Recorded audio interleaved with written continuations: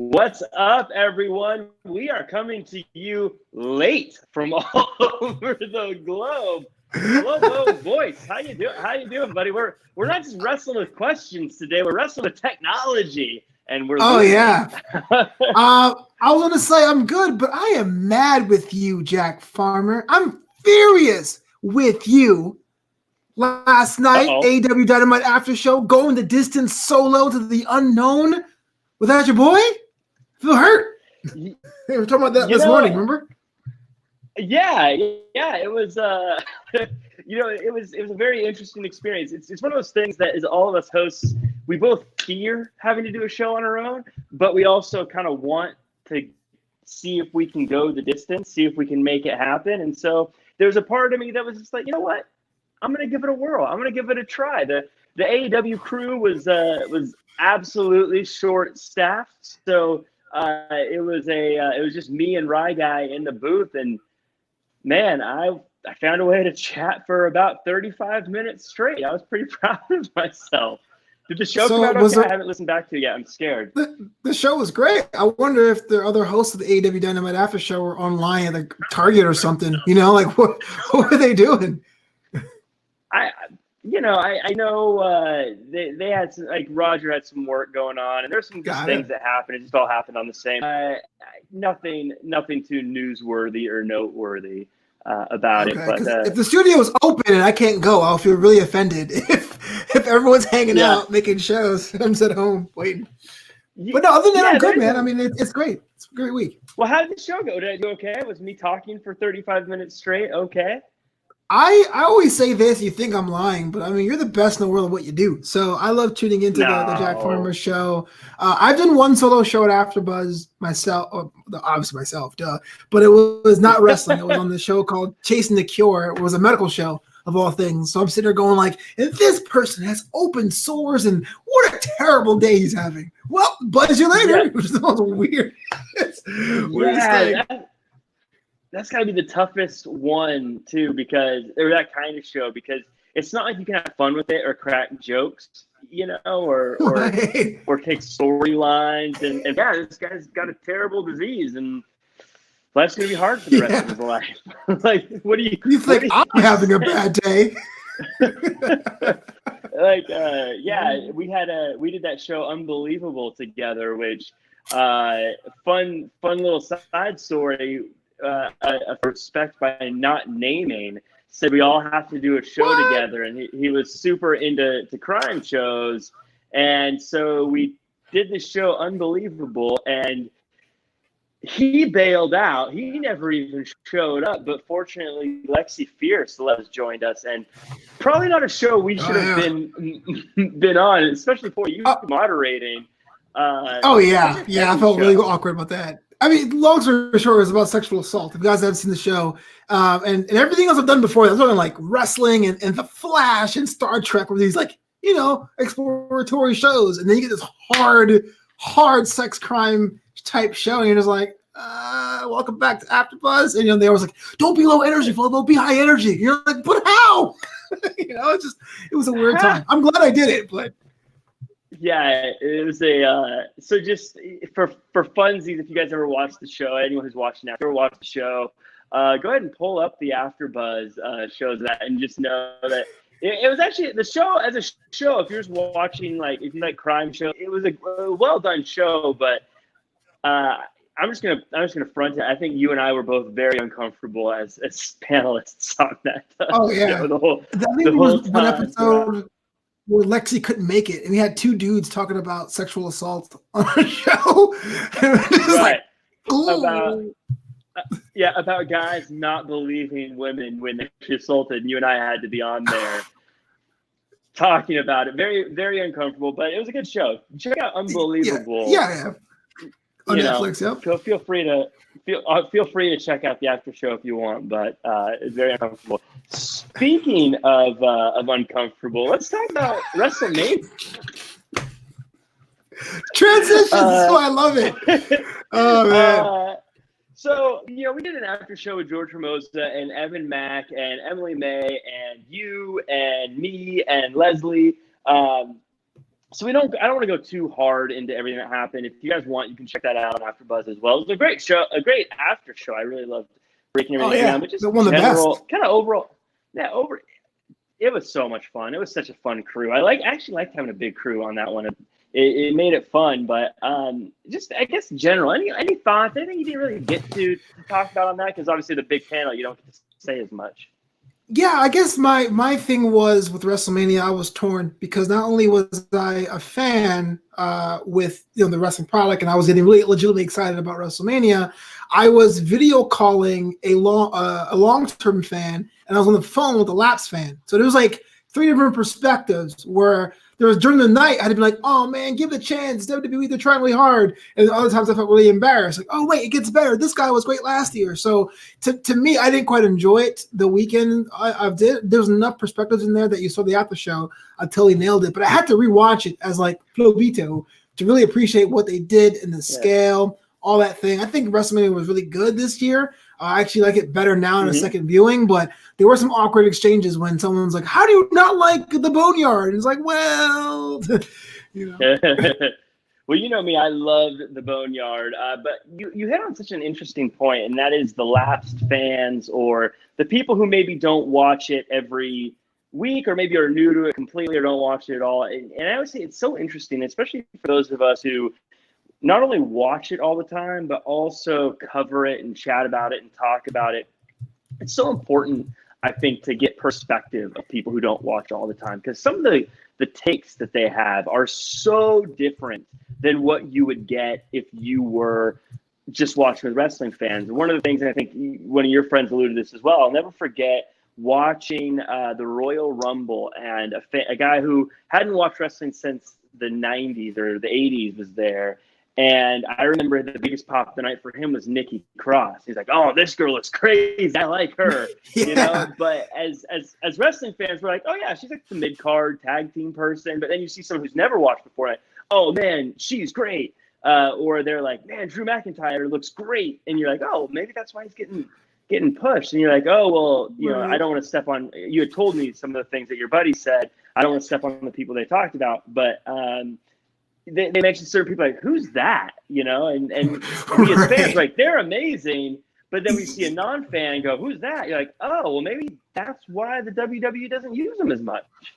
Yeah, they're a lot more savvy than they give themselves credit for, or you give WWE credit for sure. There's a lot of perspectives trying to explain storylines, because if you watch Mania to Mania, it's a whole different world. Like, Daniel Bryan was a WWE champion, and then he lost last year. So if you're not, and that's been true for wrestling for a long time. Like, the British Bulldog was in the main event one year, and then he was like opening the Mania the year after. So that was kind of fun to see that too. But and also the guys are like, no, he needs to be pushed. Having fans is completely write them off. It's just always fun to watch. And I will say this: most people this week are Team Lashley, even though last week I was like, I don't get it. People are Team Lashley, so I got like a lot of flack for that, because I was like, I'd rather pick Apollo over Lashley on the Monday Raw after show.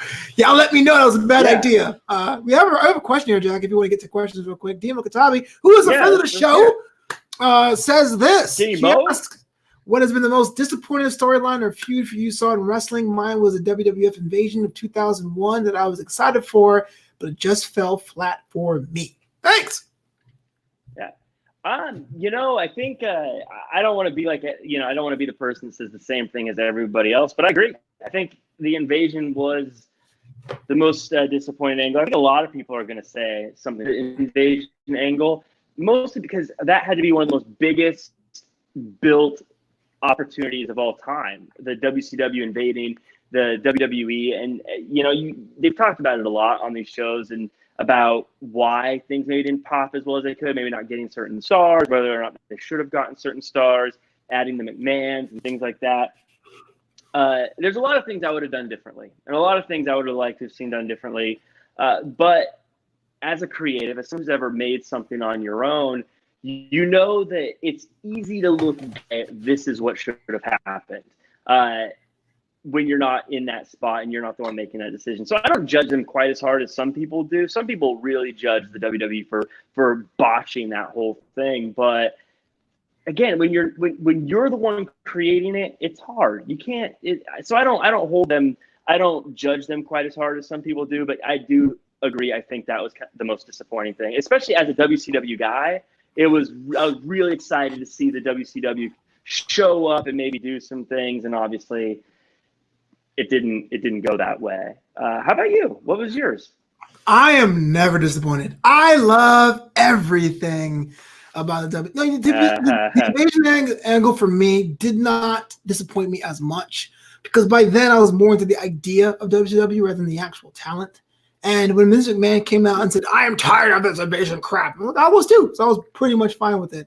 I guess the one storyline that I still sticks in my mind from that era was a little bit before that was 1999, where the Big Boss Man, which, by the way, all the Hell in the Cells, the ones that regarded the worst, included 2 involving Big Boss Man.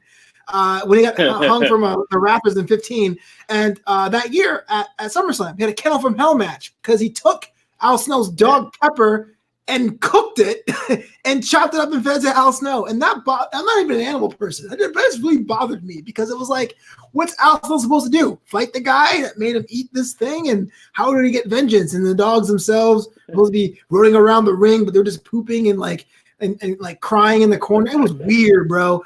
That to me was very disappointing. That was really it. But sorry.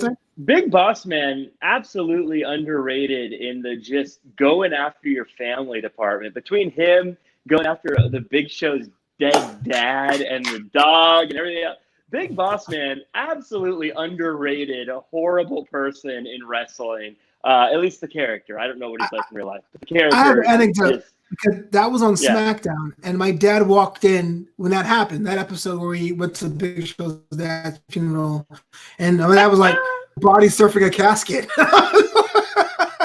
Woo!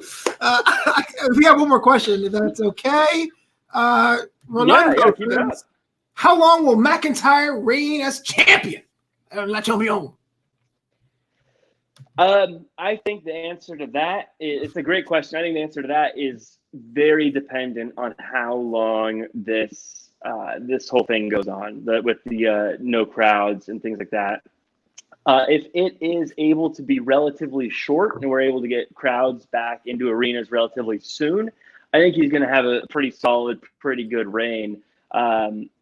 If it drags on for a little bit, I have to think that he loses it as soon as we get crowds back. I think they're going to want a big moment to happen when crowds are back, and they're going to want big cheers and boos and things like that. So I think it's a really weird situation for the WWE right now, and wrestling in general. But obviously, McIntyre is a WWE guy. I don't know. I think any logical things you would think of right now are out the window. You keep thinking, oh, he should have a long reign, he should have a short reign. Who knows? I don't know. What about you, Flobo? What do you think? You're absolutely right with the no crowds thing. I think that's the big X factor. But assuming everything was normal, I guess, or the crowds were there, I totally see McIntyre being the champ that loses the belt on the path to next year's Mania.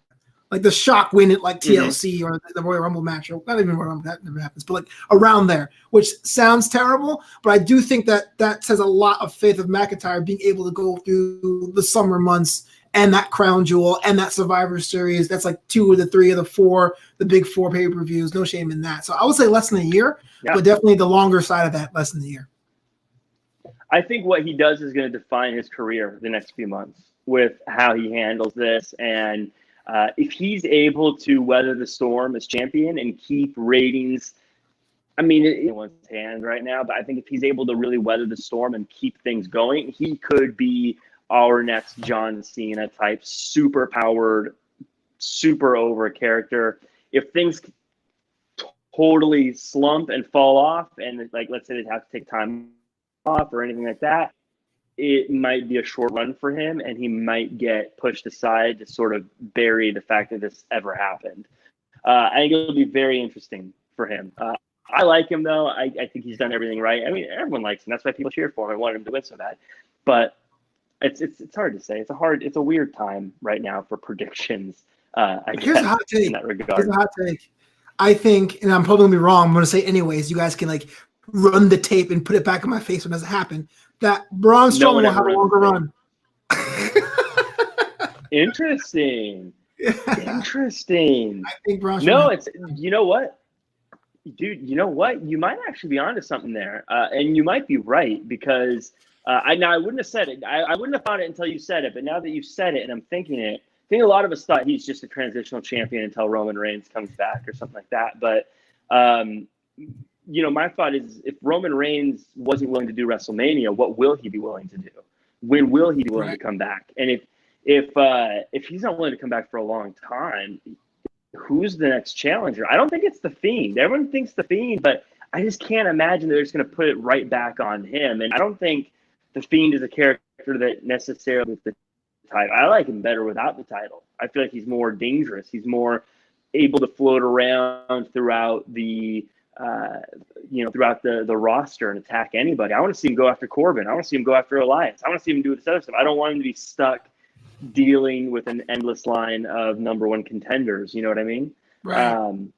Where I think Braun Strowman's perfect for that. I think Braun Strowman's perfect to be the guy to have just a lineup of people coming at him during this time. You don't really need a story. You can just say, hey, Elias, you had a big win at WrestleMania. You're next up. How's that going to look? Okay, Corbin, you had a big win. You're next up. But Fiend can attack and do anything he wants, and it's interesting. I'm that guy. I don't think he needs the title. I think the Fiend is good without it. I agree. A lot of people were saying, why did Braun get the rub at WrestleMania? And it's like, you could imagine if the franchise talent can't make it, and you have a big show in 3 days. Of course, you put the guy who's 6'8", 380 pounds. That sells tickets alone. It's an attraction. But I want to talk to Haywood Wong, who was also in the chat. Man, I think this is our biggest show ever, Jack. Haywood. Hey, Wood. This is why AfterBuzz is always late. You get more fans apparently. We should be late more often. That's a secret sauce. No, even though Haywood Wong calls me a heel Pito and calls me a sheep for liking Bailey, he says, "Did you guys hear that UFC 29 got canned? Do you think that means no more pay-per-views for the WWE?" What's a pay-per-view nowadays, anyways? Right? Like, is anyone actually buying these shows on pay-per-view? I don't think so. They're all via the app anyways, or through the network anyways. If I'm WWE, I would stop doing shows like that, and I would just start doing these matches as part of Raw and SmackDown. I don't see the value in doing a show on the weekends during this time and making more content than you need to, because I don't see the value in it right now. Right now, I'd say, like Money in the Bank, for instance, I think a Money in the Bank match on Raw would be more valuable to them as a company than a Money in the Bank match randomly on their network or on ESPN or whoever's buying the rights to it these days. To me, I mean, I don't know their business model, but to me, if I'm them, I'm thinking, how do we fill 3 hours on Monday, 2 hours on Wednesday, and 2 hours on Friday every week when we don't have any crowds and we have limited rosters? I don't think there's any reason to add another 4 hours on a Sunday at this point. And you can't get tickets. I agree with you. The only other thing we haven't talked about is a business model. I'm not sure, because it seems to me, with over the years of having the extra hour in Raw, the 4 hour pay-per-view, the extra hour in the pay-per-view, that they're siphoning off this content to different contract holders, whether or not like BN Sport Rosa in the United Kingdom or whatever does this overseas. So I guess there's kind of like a fill. So they may have to fill these slots with things. But you're right. As someone who is, I think I'm more than a casual fan, even though I am a wrestling journalist who watches these things every week. It is pundit. That's a wrestling let's be pundit. Let's be careful with the journalist word. There's actual qualifications to be a journalist. I write the recaps every week, Jack. Zero sources. That makes me a journal. I worry about that. I worry about the diminishing returns, because how often can we hang out and go, hey, it's pretty good for what it is, until it's like, oh, it is what it is. I'm good. You know? Yeah, I 100% agree. And again, I don't know the business model. And this is where, a lot of people are quick to say the WWE should and shouldn't do certain things, but without knowing their business model, it's really hard to judge them. I'm just thinking, I think the people who are watching right now are the diehard fans, and the diehard fans they're going to be happy with whatever they get. So why give them more when they don't need to at this point? I sound like a jerk saying it that way, but a tie, but something that leads me to something I want to talk to you about is AEW's talked about shows in advance. They pre-taped up through May. WrestleMania was pre-taped. I believe Raw and NXT were pre-taped this week. What are your thoughts on pre-taping? My thought is, obviously with crowds, you're going to have spoilers, but Lucha Underground had crowds and spoilers were out there, but I think it was still fun. Do you think they should do it more? Do you think like filming a month worth of stuff would give guys ease some of that kind of travel schedule and stuff? Is there benefits that beyond just the current situation?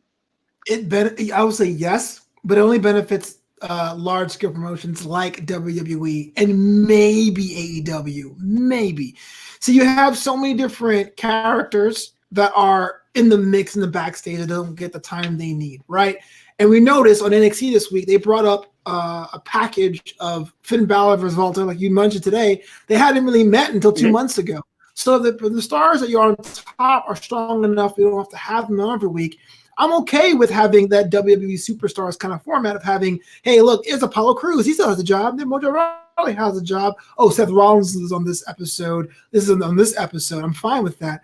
But we're looking at AEW, and I know outside of AfterBuzz, in the hallways of the AfterBuzz studio, I get knocked as being an AEW hater. But they don't have the library. They don't have the promos, and they don't have the talent, the number of talent that WWE does. So I'm watching this Dynamite, and I knew as late as January, Cody wanted to keep himself as a semi-rare attraction. He didn't touch MJF for like 6 weeks before his match, and he's already wrestled 3 times in the past 5 weeks. That mystique wears on thin. So like mid-majors and even smaller companies are going to suffer. Unless you're someone like NWA, you're like, okay, these are our rosters, these are our storylines. Let's now film our storylines. It's almost could only work for WWE. Right. Now, I think one of the differences, though, is, again, assuming this whole no crowd thing passes over quickly, and hopefully it does, Cody could go back to being rarely seen. Right now, I think with AEW, I think they've got a very small roster that they can use, because I think a lot of their people aren't in that area, and they just can't use them. That's why I think they're using so many new talents during their shows, because they just need to fill space. That's why I think we're seeing a lot of Cody and many people who are available to work right now for them. Right. But it's an interesting thing.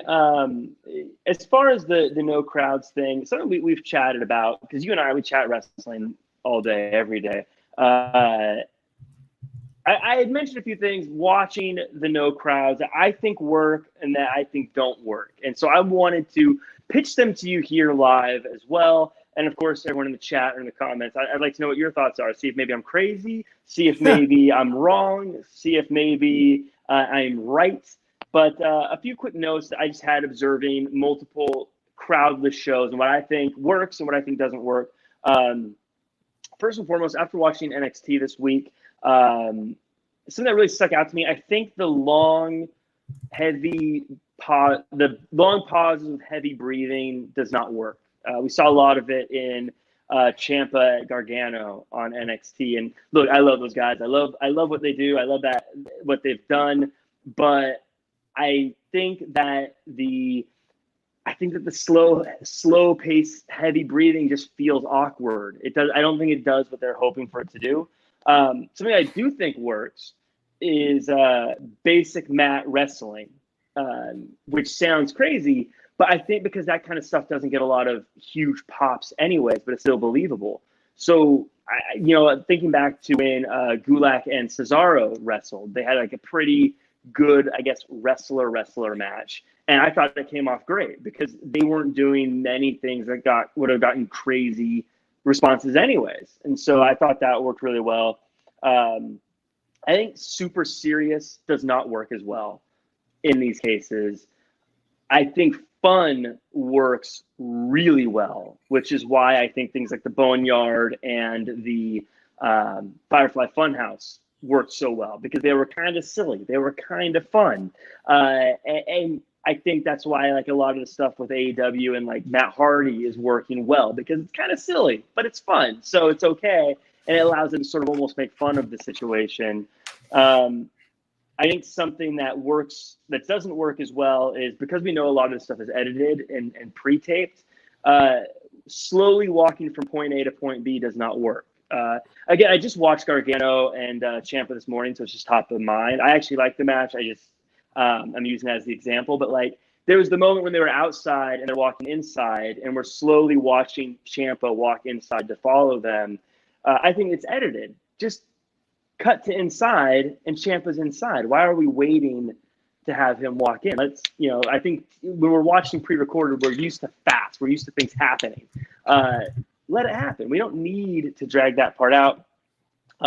Finally, the thing I think does work personally is the big stunts. And what I mean by that is those moments where someone maybe gets knocked off of something, but the camera doesn't see where they land, and then the camera cuts and they're on the ground. We know it's pre-taped. We know it's edited. But again, it's fun. I think it works. And you can get some pretty cool, pretty big spots that way without risking people's health. Now, that said, I just said a whole lot of stuff. Thoughts on that? So I'm assuming by cinematic matches, we're talking about the three that we saw from WWE, right? There's like their first dabble foray, the Boneyard match. It's hard to say. I think the wrestling works and fun works. Those are not issues I have at all. I think you're 100% correct.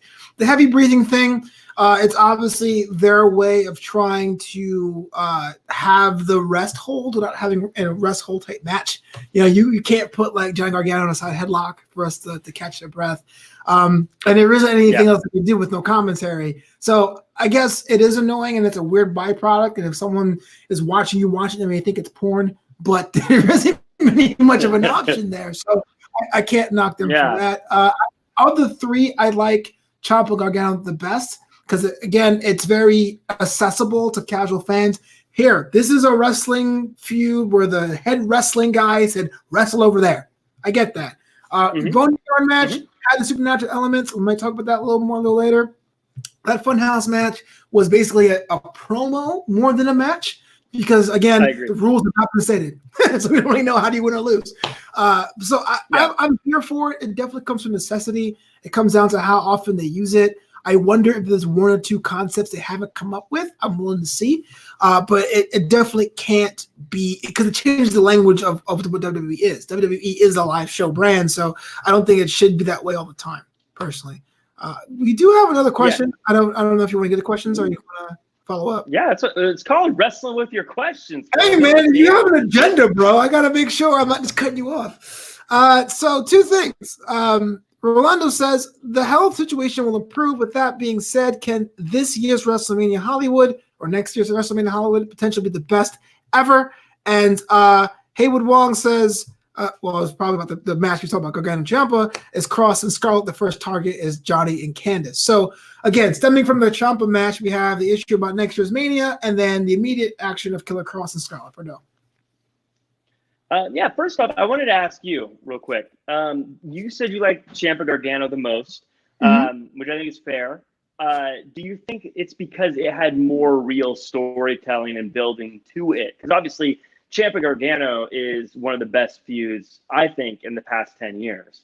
And whereas, no offense to AJ and Undertaker, but that clearly was a much shorter rivalry. That was a little bit more basic. Same with Fiend and Cena, but there was some real meat and potatoes to that Gargano and Ciampa match. Do you think that's why you liked it more, or do you think the match itself? If I can be frank, I got off the bus when Ciampa got injured. So when he got injured, I would say, okay, that story's pretty much over. This thing here, to me, cynically, seemed like a total reheating. It was like Gargano had nowhere to go, Ciampa had nowhere to go. Let's do this. So that's why I was not on board storytelling, like wise an investment. I know in the after show, I got to put everything over. The promo package was good a couple weeks ago, but to me, it was like, we've seen this already. But again, what I think makes the match work, besides the whole Street Fighter vibe, is for someone who's not used to cinematic matches from WWE, it's the perfect bridge to be like, we're doing this because you're used to this, and we can do that. Imagine going from Mania last year to 5-5 Funhouse this year, your brain would explode. No, that's fair. As far as who Killer Cross goes after. That was the next one, right? Killer Cross. Cross Scott Bordeaux. I love those two. I mean, possibly it makes sense. You've got a guy and a girl and a guy and a girl going at each other. So you could do mixed tag matches and things like that. It's certainly easy enough. I'm a big fan of having the new guy, especially someone who is as promising as a Killer Cross, come in and go after someone that they can bully a little bit more. I would hate to see Gargano win this just to be beat by Killer Cross right away. You know what I mean?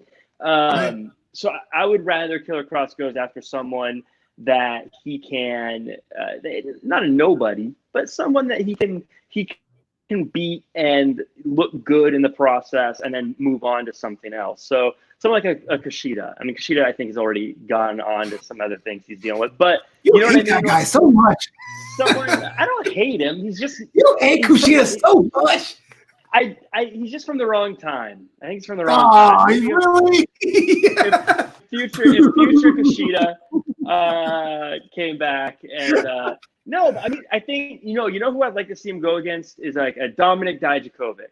Someone like that gets him away from Keith Lee. It gives Killer Cross a big name he can take on. That's not just like a chump, but also someone that he can like look dominant against and move on to bigger things as well. Just want people to fight Gargano so Jim can gush over Diamond Dijakovic. No. I like Gargano. I like Chip. I like it.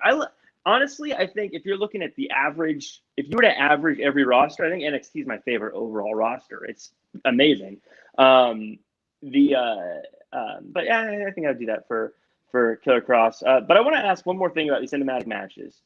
Lots of pros and cons. We've talked about them already.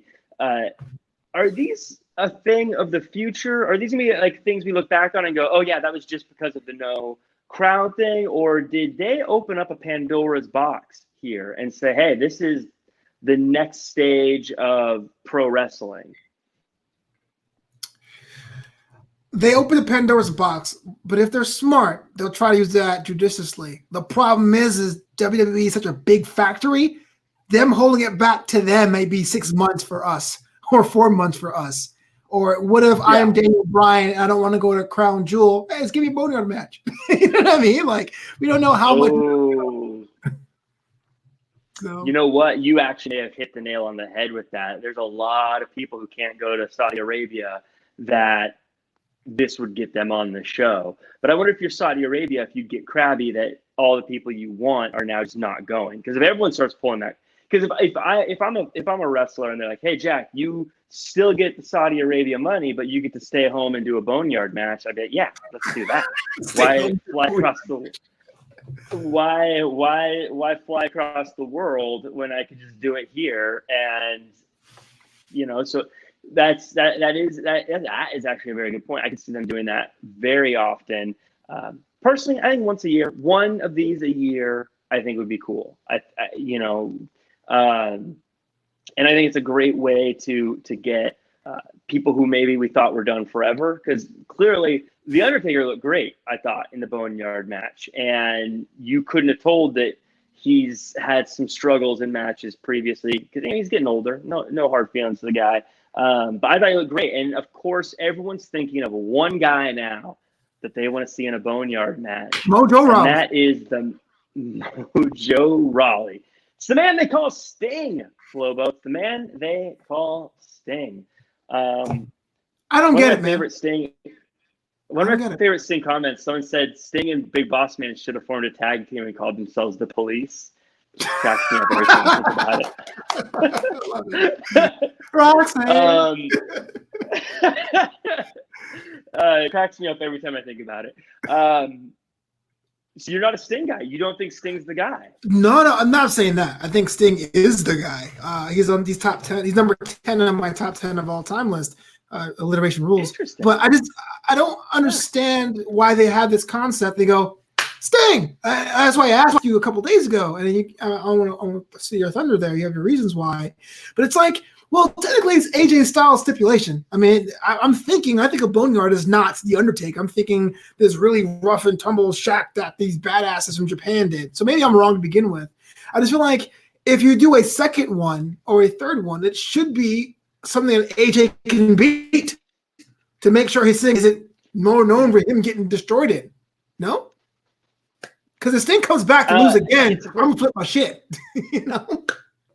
It's an interesting it's an interesting take. I have a feeling that one day we'll look back at this Boneyard match the same way we look at the Hell in a Cell with Shawn Michaels. I think most people always, like, when you first, like, what was the first Hell in a Cell? I always think initially it's the one with Mankind, but then you're like, oh, no, it was the one with Shawn Michaels. Bad Blood, yeah. Before that.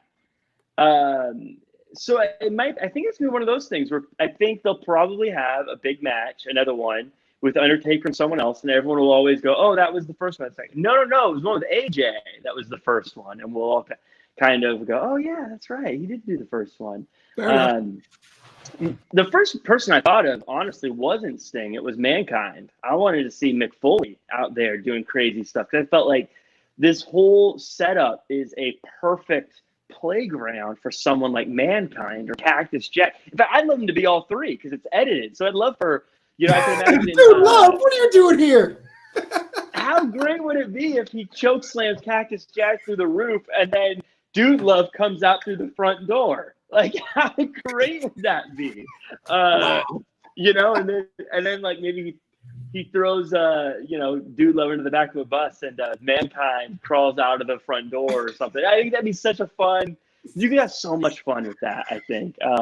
But I think so many people have wanted Sting and Undertaker for so long, and we all kind of gave up on it because it looks like Sting is done.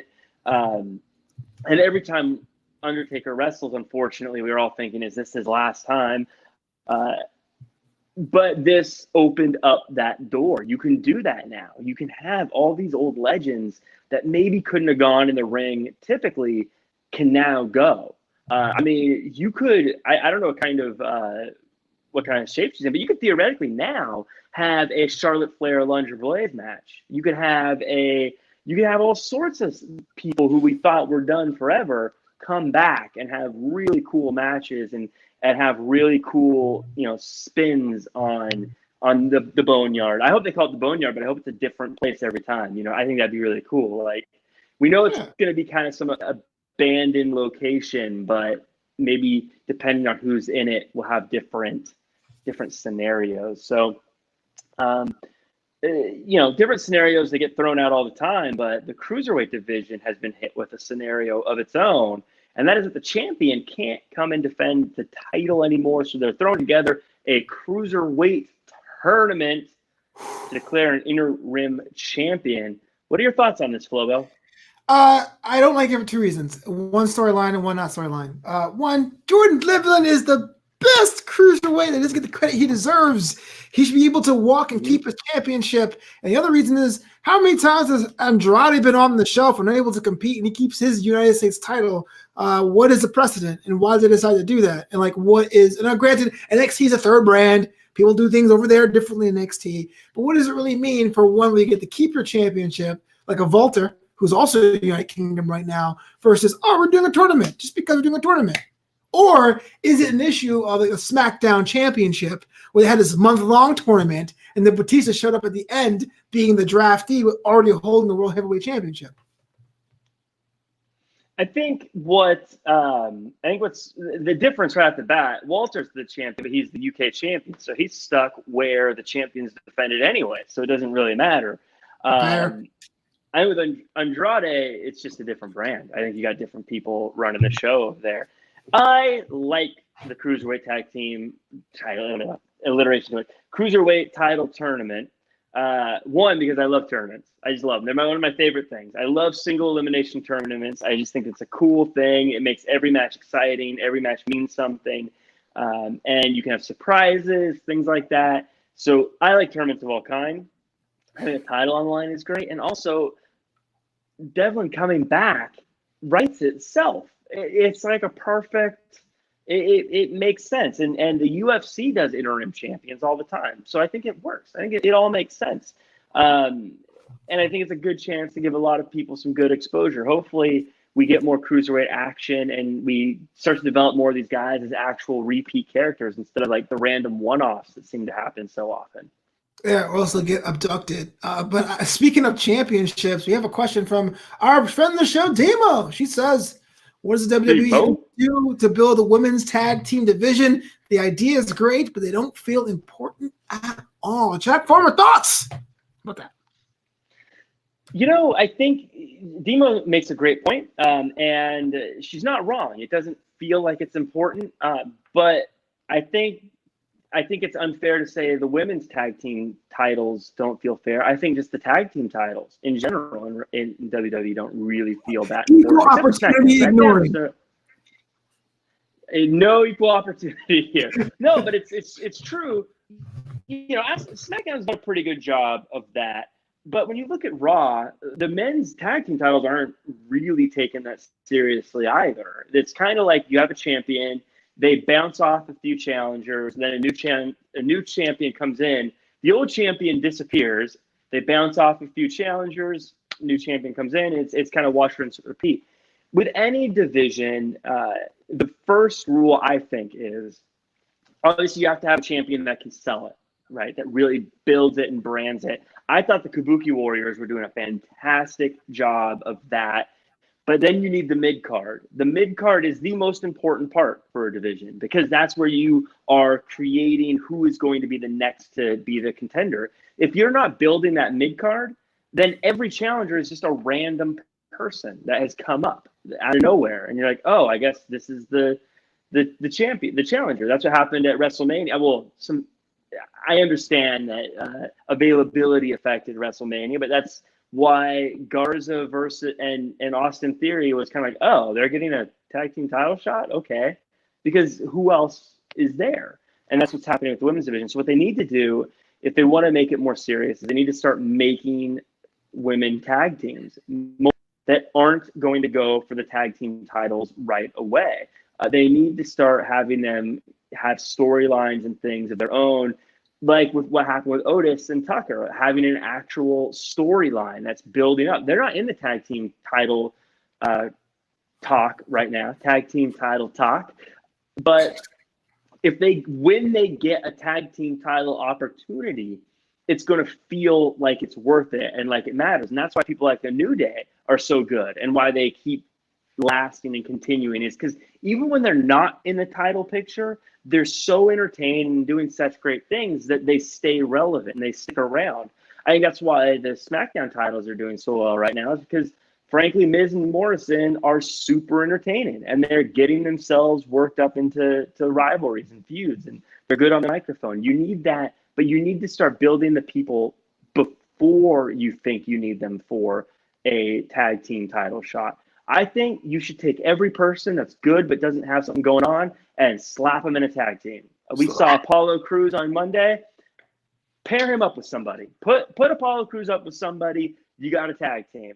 Take every person that needs something, that doesn't have something. Humberto Carrillo, put him in a tag team. With Apollo Crews, I think with Apollo Crews, that would be a good tag team, would it not? Apollo Crews and Humberto Carrillo? No, it wouldn't. No. Why not? No. Could you imagine? That would actually be great. They would be so entertained. Could you imagine you got Carrillo's, super moonsaults. You've got Apollo Crews throwing people around. They'd be the most athletic tag team around. They could do anything. What could they not do as that tag team besides talk? Besides talk. Besides engage an audience, what else can they not do? I like Apollo, I like Humberto, but together I'm good. I'm good. I mean, look, because here's the thing: they don't have to be the dominant tag team champions. Maybe they win some, they lose some throughout. Maybe they have a little rivalry with Cedric and Ricochet, and from that, Cedric and Ricochet is a tag team. But you got to give guys like Cedric and Ricochet people to beat. And you've got Akira Tozawa sitting around, put him on a tag team. Why not? Well, I don't quite agree with this message here, but I just want to go out there and say I had a different approach. I had a different approach. I think you're right with the women's tag team division. I think Raw has a similar problem, but one of the greatest advantages that the women's tag team division has is that they, in theory, can go to all three brands. I'm going back to last November whether they had to or not. Adam Cole defended that NXT title on 3 different shows the same week, and he got the press on the bump, and he got the press on after the bell. What I would do is put the women's tag team title division on the team and have them actually use that clause to go to different promotions and defend that titles and give them the interviews and give them, has to be a heel team, I think. Give them the interviews, give them the chats, give them the talk show segments, and make them a big deal. And when you put teams together, it looks more like Smoke and Aces, where it's like, let's take them down, as opposed to being like, hey, Dana Brooke, can you and Natalia do something? Different brands? Who cares? Like, to me, I think that the prizes, you were saying you got to establish a mid-card. You're right. But I also say on top of that, you got to make the prize that prestigious. Why wouldn't Bayley or Sasha want to get this extra piece of gold? They're not interested in that. That's a problem. Right. Especially them, because they are a team. Why not? And it's unfortunate they broke up Mandy and Sonya. I mean, I guess at this point they've been together so long, it's probably expected. But I would say take it a step further, especially to help NXT. Have NXT come to SmackDown and Raw to have matches.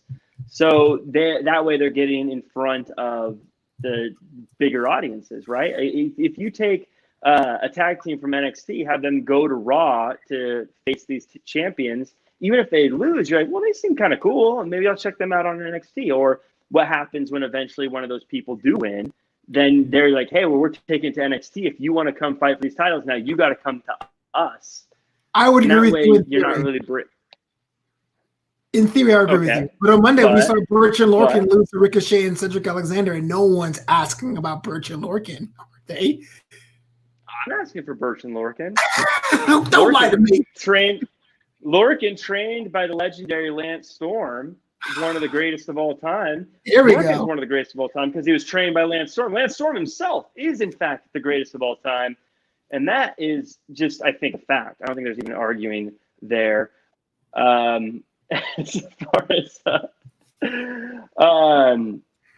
but one thing we can't argue. I'm going to take it away from wrestling for a second. Is that okay? Okay, yeah. Any more questions here? Just rolling through the end of the wrestling thing. We're saying Kushida should get the NXT Cruiserweight title, Haywood Wong says. And Haywood Wong also says the War Raiders and Logan should go back to NXT. I say they should be all on Raw as a unit, but that was it. Yeah, I mean, Raw needs tag teams, so I don't see any reason why you take them away from Raw right now. But, we're talking about tournaments, right? We're talking about championships. I need you to talk me through. Have you heard the story about the UFC buying an island so they can have a tournament and have matches on the island? Have you heard about this? I am not sure if it's still happening. I think Haywood said the chat got canceled. But yes, I saw that on some Street Fighter, James Bond villain type ish, that Dana White wanted to secure an island for a tournament. That's Mortal Kombat. Dude, that is amazing. I'm all about social distancing. I'm all about playing it safe. But if I have the opportunity to see Dana White sitting in a throne telling fighters to finish him, I'm all about it, man. Would you be down for that? Would you be down for some Mortal Kombat? It has to be in costume. I got to see either Dana White in an old Shao Kahn get up or a Panama hat for me to be on board with that. I hope it happens just for the insanity of it. We're living in Black Mirror, man. This is just the craziest time to be alive. It's crazy. I said this on Twitter earlier today. So with social distancing rules, because you got to follow the rules and guidelines by your local municipalities, almost all of my dates are virtual, which is good. You can talk to people, say hi, trade stories. So I have never dated so much in my life. I don't know if the girl is just that lonely or I'm shooting shots all the time. It's just like, I guess I'm fulfilled. This is the future now. Everything's on my phone with the internet connection and that's it. Like, it's all good.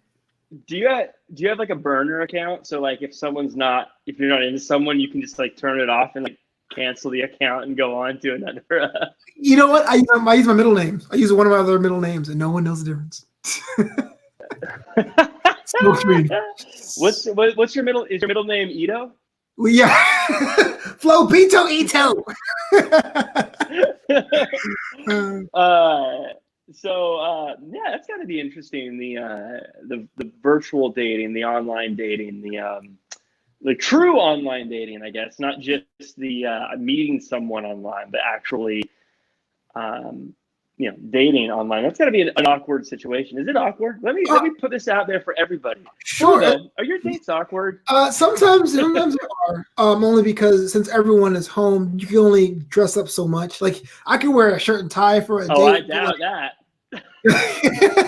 but this Mets thing is not going to go off the wall just to impress you. So a lot of times that's fine. A lot of times it's a deal breaker or a conversation starter, I should say. But there's some times where you sit there and you're like, man, I can't walk away. I can't let me use the bathroom and hang up. I mean, this is actually my device. You know what I mean? So that's kind of weird sometimes too.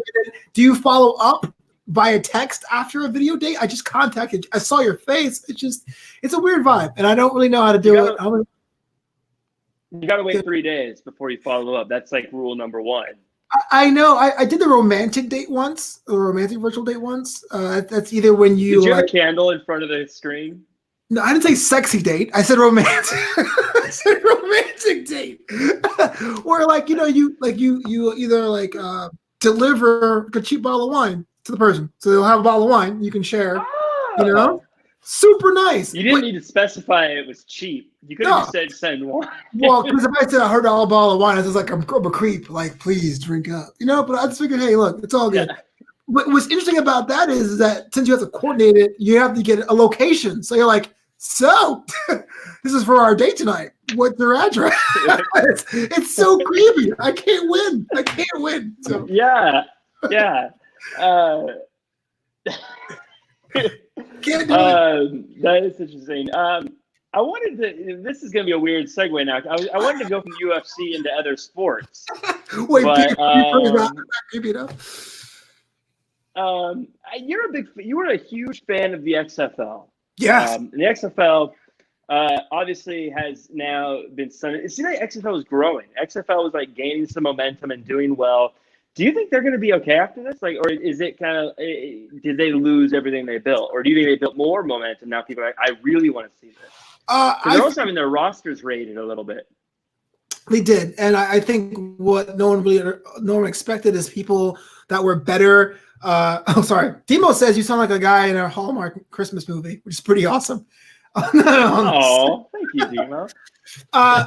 There's certain things I am not worried about, and I am worried about because the superstars we thought in the XFL this season, like Jarvis Landry, didn't happen, right? But the people that we didn't think became breakout stars, Luis Perez, who learned how to quarterback by watching Tom Brady videos, or PJ Walker, who got such a high rating he got signed by the Panthers.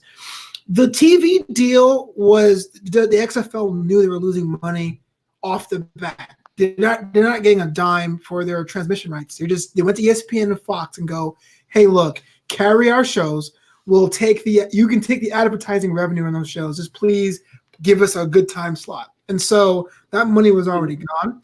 I think they're committed to 2 years at least. And St. Louis and Seattle, their fan bases are locked in. Seattle sells out 30,000. When St. Louis was going to have a game against LA, which is a big deal, obviously, they opened the upper rafters and we're going to have it. I am concerned for New York because they play at MetLife. They play where the Giants and Jets play, an 80,000 seat arena where they bring in like 12,000, 13,000, and LA, which is a town where we don't go to anything, which is kind of unfair because the LA Wildcats are a boring team in branding. But the fact that, hey, look, bro, also you're in a major market and you're having no one show up. So I'm concerned about that. But they're back here next year, and that's the one sport I'm like most concerned about, besides baseball, of course. The one that I'm really concerned about. Yeah. Yeah, what people don't get, if you don't live in a major city like in LA or in New York, something we get because we live here, if you're on a good team, you're not worth my time. And it sounds like fair weather fan stuff, but if you're in LA, for instance, like, look, if the Lakers aren't good, I can always go see the Clippers. I can always go watch a USC game. I can always go watch the Chargers. I could go watch I could watch many baseball teams. I can go to the beach. I can go to the mountains. I can go to the desert. I can go do all this. There's a lot of stuff. You got to earn my dollars to go see your show. And if you're not good, you're just not worth it. And I remember seeing that when I first moved down here. Kobe was going strong, and you would see see in every car had little flags blowing, and Lakers stuff on it. Kobe retired, done.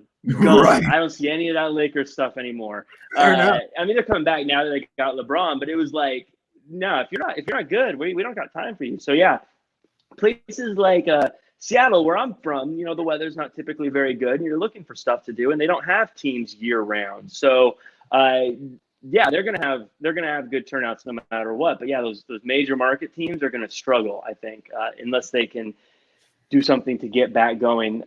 One of the reasons I think you're one of the best hosts, by the way, that I work with. You're the best host. Is you are so good at structuring shows and you're so good at bouncing things around. I am looking at what I want to ask you next. I totally went out of order because I forced my format instead of going with what was happening. After you started talking about your romantic escapades as a single fella during quarantine, I should have went into this next question, but instead I forced my XFL talk. I want to ask you, man, you do all these shows. You're doing so much stuff right now, Flobo. You're doing AfterBuzz Pro Wrestling.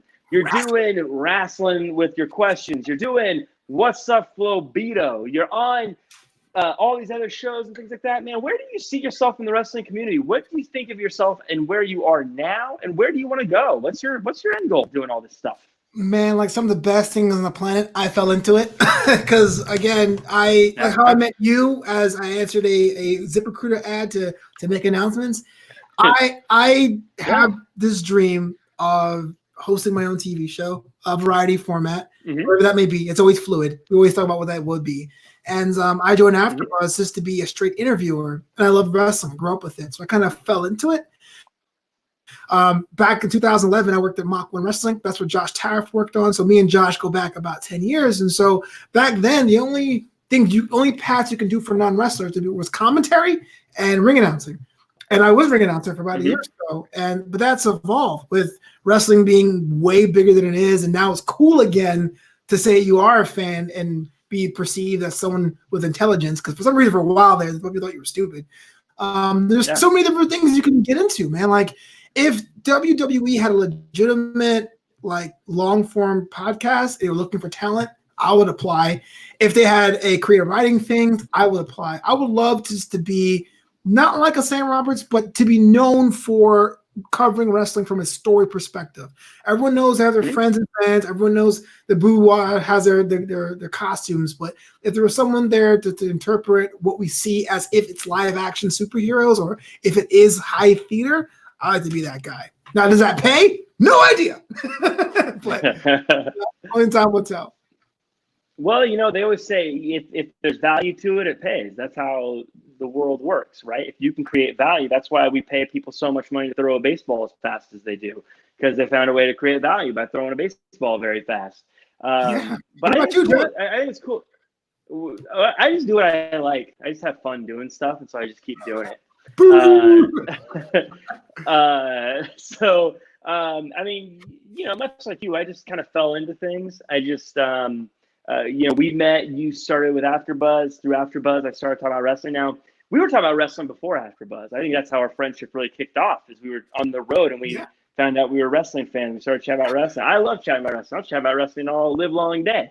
Because I think it's just a fascinating medium. I think the storytelling's interesting. I love the psychology behind everything that happens, at least I think is happening. I'm sure there's people who see stuff like me say stuff like that are in the industry like, Jack, you're so wrong. What are you talking about? You're absolutely nuts. But I love that everything matters. There's so many little subtleties that I think we take for granted as fans. And I love seeing those little things and seeing how they play out. And I would love to find a way to make a living chatting about wrestling one way or the other, whether it's being part of a podcast or a show, or whether it be working for a major company. Speaking of which, man, we get funny negative comments sometimes where they say, Jack and Flobo, you guys are way too positive. You guys just want a job at WWE or at AEW or wherever. And I just want to say, just clear the air. I just want to look right into the camera, and I want to say, if Vince McMahon gives me a phone call, I'm answering that phone. Of course I want to. You sold out. And it's funny because they're like, you only say nice things because you want to work at a place like AEW. You only say nice things because you want to work at a place like WWE. Well, I say nice things. Yeah, of course I want to work there, but I want to work there because they do nice things. Like, who's out there going like, man, I want to work at that one movie company that makes all the terrible movies. Like no one's like, what's that video game company that makes just horrible games? Well, I want to work for them. Like, no, I want to work there because I like what they do. That's why I say nice things. If I don't like something, I'll say I don't like it. But I don't know. I think a lot the logic of people who cracks me up. Listen to the after shows. Well, I'll put it this way. There are a lot of after shows out there. And if you choose AfterBuzz TV for your wrestling after shows, I thank you, because without that, I'm a nobody. Hey, but it's kind of like going to a party, right? We watch the shows like fans, and there's things that we may not like or may not enjoy. But the idea is you want to be the person at the party being like, yeah, man, that scene in the movie didn't hit for me, but overall it was an okay time. If you go on to an event and that one person sitting there going like, so anyway, everything sucked and this food sucked and I'm tired. You're like, I am not hanging with that guy. What a loser. You know what I mean? So, for example, the Bobby Lashley and Lana storyline, I hated it. And I wanted to swear on air so many different times, but my job is to say, I don't like it for this reason. You guys go ahead. Counterpoint, we'll move on. So I put my piece and that's it. If everyone thinks I'm trying to appeal for a job, then please hire me, because quarantine's got me messed up right now. And you know what I mean? But until then, no, I'm done. Yeah, I always think it's funny because it's so easy to be negative about everything. You can say anything and find something negative about it. True love, it's overrated. Like whatever. Like you can make anything negative. I think that's the easy way to try to be negative. But I think when you're looking for the good in things, you find the good things. Like if you're looking for things, if you're keeping your mind open, like what's the good stuff here, you start to notice all these cool little things. And I think you enjoy things more when you're not trying to be smarter than what you are watching. The storylines themselves sometimes can be very ham-fisted because, again, to their writer's credit, they don't know what their schedule and timeline is.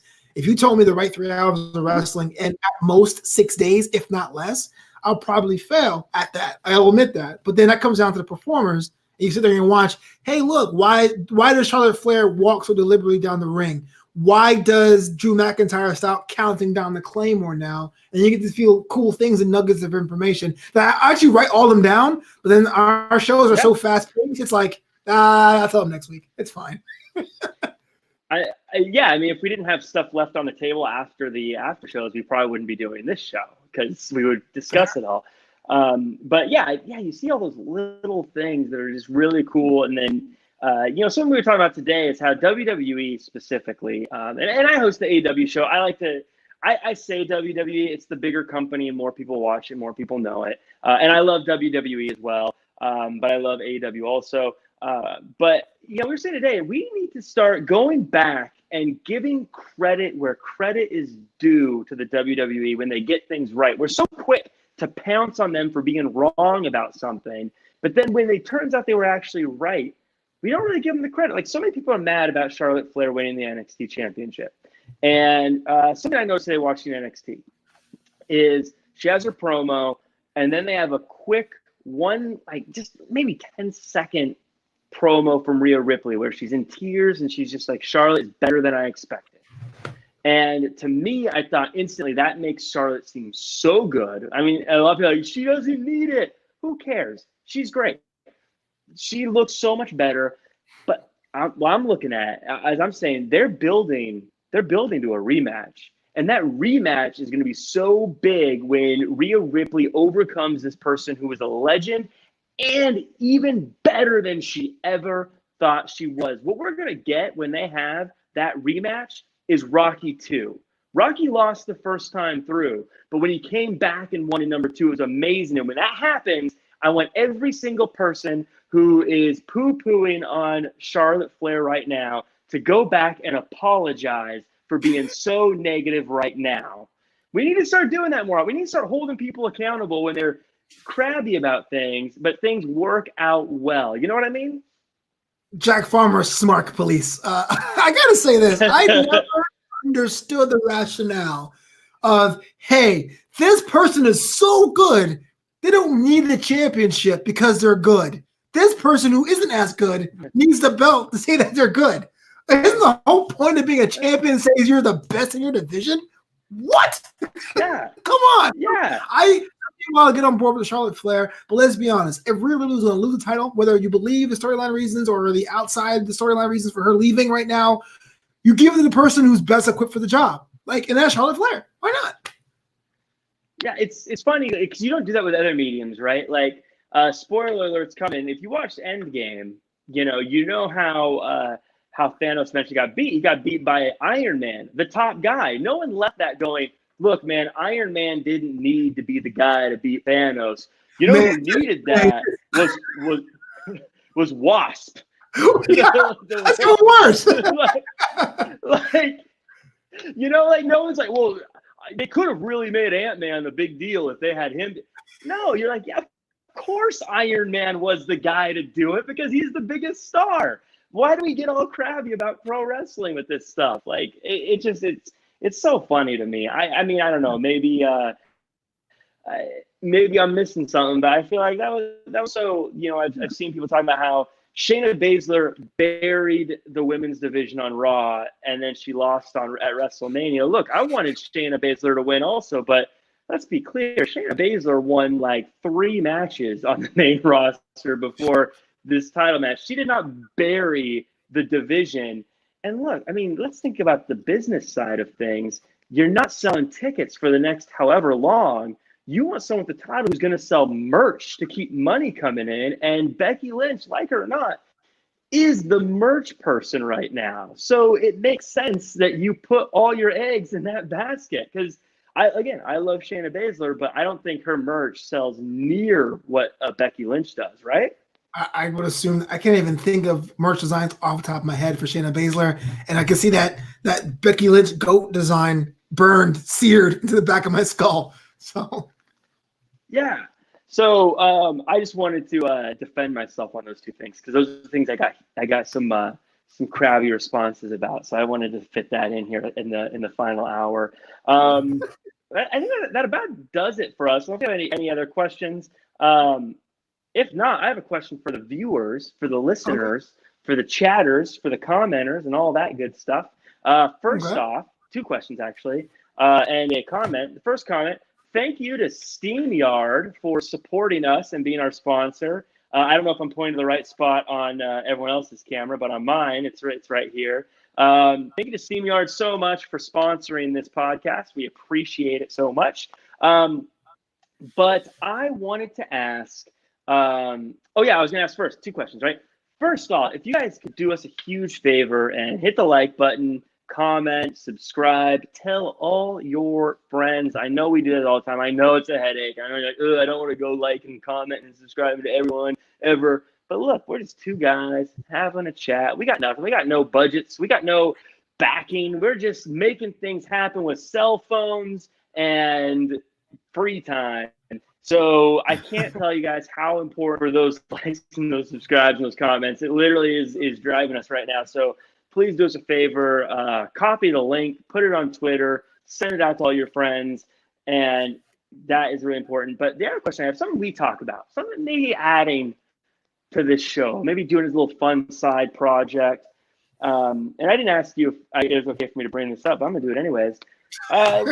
Alternate commentary, pulling up some matches and having Jack and Flobo take the role of commentators and talk over it just to see how maybe we would do doing commentary. I would, the viewers and listeners would think of that. If Jack and Flobo took the reins and were kind of like the Byron Saxton and Todd Phillips of I'm Phillips, right? Are you Saxton?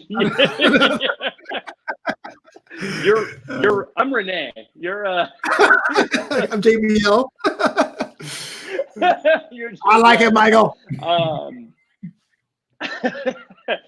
So let us know if that's something you guys would be interested in, if it's worth our time to figure out how to do that. I think it'd be fun. I think it'd be fun to pull up some old matches and do some alternate commentary and feel what it's like at the commentary booth, because I can't stop talking, right? There we go. That's the show. I'm out of transitions. How do we transition out of it? Speaking of transitions out of it, Flobo, where can the world watch you online? You guys can find me at this channel right here on YouTube. Make sure you hit that subscribe button, like man Jack Farmer said. On Twitter, I'm at Flobo Boyce. On Instagram, I'm at Flobito. Flobito.com is a website. Support the homie during these trying times and buy a t-shirt at Flobito.threadless.com. And on the Patreon, patreon.com/Flobo Boyce. Brand new content's coming down the pipe and a new video series. Can't talk about it quite yet, but all that's going to be about this guy. So please support your homeboy and catch me on the Monday Night Raw and NXT after shows. Jack Farmer. Yeah, you can find me at jackcfarmer.com as well as at Real Jack Farmer across all social media. You can also check me out every Monday on the AfterBuzz Raw after show at 9 p.m. Pacific Standard Time, as well as the AEW social media skim every Monday, as well as the AEW Dynamite after show every Wednesday at 8 p.m. Pacific Standard Time. Of course, I'm also on this show, the Jack and Flobo Wrestle with your questions. And yeah, that's about it. That's where you can find me. That's what I'm doing. You can find me, yeah, online. Bring it home strong, Jack. Great job, Jack. You're bringing it home. All right. Does it do your best and be yourself or something like that, or do yourself and be yourself? I usually do that. That's my AEW sign off. I'll do it for this one. Let's do it. I think it's a good message. So until next time, and be yourself. Ciao.